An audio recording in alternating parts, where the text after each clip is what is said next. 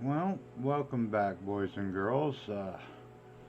Today's episode is going to be a two-part series about being bipolar and going through what you're going to be going through or have gone through in relationships. Now, this first part is basically going to be about relationships involving love and sex, lust, all that. The second part will be family and friends. So, I was asked to do this episode. Uh, so, when love comes into effect, it usually happens early on in life. Now, your foundation of love and being in love and what you see comes basically from your parents and your family around you. So, all in all, you've got whatever situation you're growing up in, that's basically what you're going to be seeing and how you deal with love at first. So, if you're in a loving family that shows it, that communicates it, then that is a great foundation for you to go headstrong into what I call the high school years. So, you come into it with a dysfunctional family, and you're basically going to have different versions of love. So, my mental health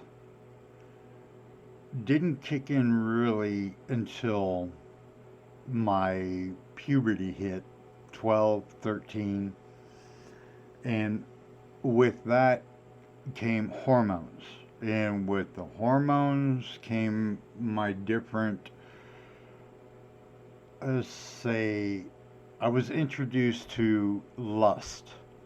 Because all in all, girls annoyed the hell out of me until I noticed different body parts in myself and the women around me. So, relationship wise, when you're first starting out, your heart gets involved, your hormones get involved, your mind is gone. You don't know where it's at. It's on vacation. I mean, if you could be led around by him, I could have. Truly. And I did not discriminate. I thought all girls were adorable. But early on in that foundation, as I get older, that foundation I had was I fell in love with someone when I was 6, 7, somewhere around there. And I never really understood, but she was, oh man, incredible, adorable. And I dreamed about her. Even it was never really sexual at all. It was just heart. It was emotions. She and I connected. And most of my teen years and 20s, I went after some form of relationship like that with someone that looked like her, act like her, gave me feelings that she gave me so I can relive that feeling. It was like a drug to me. And that was early on in my life, and I never understood it until my hormones and heart kicked in. Then I figured it all out. So, as I go through high school, my hormones are also driving my chemical imbalance when it comes to mental health. I was starting to see things and figure things out. I was starting to hear things that weren't there. I was starting to feel like I was worthless. Then I started feeling like I could run around the house naked 5 times and sing hallelujah. And I don't know, it was just different emotions, and I had no idea how to deal with them. And when you're 13 years old and you've got a raging boner that you don't know what's going on, my father and mother divorced. And this was a critical time for me. And there was no man for me around to explain these things. So I didn't have anybody to trust to talk about my mental health as well as my physical well being because I had no idea what was going on. So I basically tried to figure out 2 to 3 things at one time, and I let loose. I let the music take over, and I let my hormones take over, and my mind, like I said, went on vacation. But I did hook up with some great girlfriends. I mean, there was one individual girlfriend that started high school out with, and what keyed us in the relationship, I think, was music. I introduced her to a lot of great bands that I was getting into, and she led a pretty sheltered life. And my ability to bounce music off of her and get her emotional feedback, oh, that, like I said, that is like a drug because I love music. It helped me with what I was going through at the time, and I wanted to spread that, and I wanted her to enjoy it at the same time. So it became a challenge. I would sit up and watch Headbangers Ball, you know, and then I would get on the radio and try and find it. Like DC 101 was the most decent one I could find that played, good metal music. But anywho, relationship wise, she was a great one in freshman year and a little bit of the 10th year. And then I went off, did my own thing, and then I hooked up with somebody else that was a reminder of my first in love. That that one was another changing uh, situation for me. I was madly in love with her, and it just did not work out. And then she hooked up with somebody who was quite abusive, and we lost touch, you know.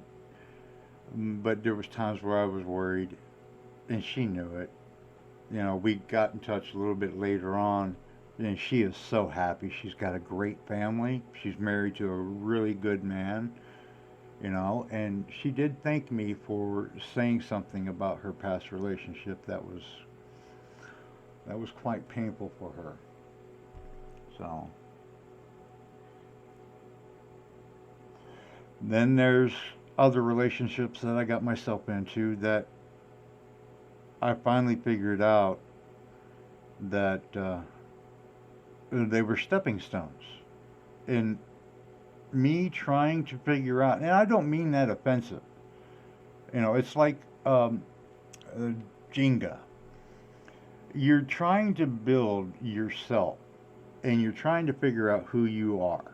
And in the relationships in high school, college, or those college years of your life, up like 24, let's say up to 24, those kinds of relationships, if you are lucky enough to find somebody that you can truly spend the rest of your life with and realize that you yourself, you're going to change as you get older, and so is that individual that you're about to spend the rest of your life with. Now, if you two can change in the same direction with the same goals, then you might have a chance. But if you don't realize that in the future that your partner is going to change, it happens to everyone. Okay? Age does that. Knowledge, wisdom, experience. There you go. People change. And you can't fault anyone about it. See, right now I'm separated from my wife. She is with her family, and I am here with mine. And we know, the both of us, the separation needed to be done because we both needed to figure out each other before we share time with anyone else. Because that's not fair to that person that we're inviting into our madness. Okay? So if we don't know ourselves or how to behave or how to deal with the situation, it is not fair and it is not right for that person you're involving to deal with. It's they have their own problems. Everyone has their own individual issues that they're dealing with. So, we came up with, after everything is said and done, we need to work on ourselves. Okay? We, as adults, are doing this. She is also my best friend. She has known me for 14, 13, and she knows better than I do. We hooked up in high school for a couple of weeks. And then we got back together, and it's been, you know, a really great roller coaster ride. I wouldn't trade it for the world. And that's why I hope and pray, and she has my support in finding out who she is and how to make herself better. We talk every day. I give her all the support I can. She needs it and she deserves it. She has my respect, plain and simple. But see, now I have to worry about me. And in relationships, that's something that's forgotten, especially with people who have mental issues. A lot of times they will center their life around you to give them that feel good feeling inside that they're taking care of you because they're not really sure how to take care of themselves. Some people understand that when they get into a relationship because they understand the individual, and some people don't. They go into it blind. And when that happens, I a lot of, I wouldn't say violent, but a lot of I would say mental issues come about, trauma. Um, I wouldn't go as far as violent, but I would say a lot of verbal because there's a lot of miscommunication. So, as I sit here and tell you, I've been through it all. I've figured out the ins and outs. When somebody tells you that a happy wife is a happy life, they're not lying. If you are in a codependent relationship, then with my disability, I want to give that individual 100% of myself without giving anything to me. In other words, it's always, okay, what do you feel like having for dinner tonight? Oh, I don't care. Well, what is it you want? You know, always having an issue about dinner. Yeah. Okay, even though you're the individual that cooks it, you're always the one that wants to cook what they want. I know that's weird, but it's all those little things. Like, for instance, when your partner goes off to work and you have time, you'll go through the house, clean it up a little bit, straighten it up, do the dishes, make sure everything's taken care of, so when your partner gets home, there's less anxiety and the individual can sit and relax and talk about their day. Okay? It's all centered around that individual. And you lose in yourself what you could actually do during that time for yourself. And what I don't mean to be selfish about it.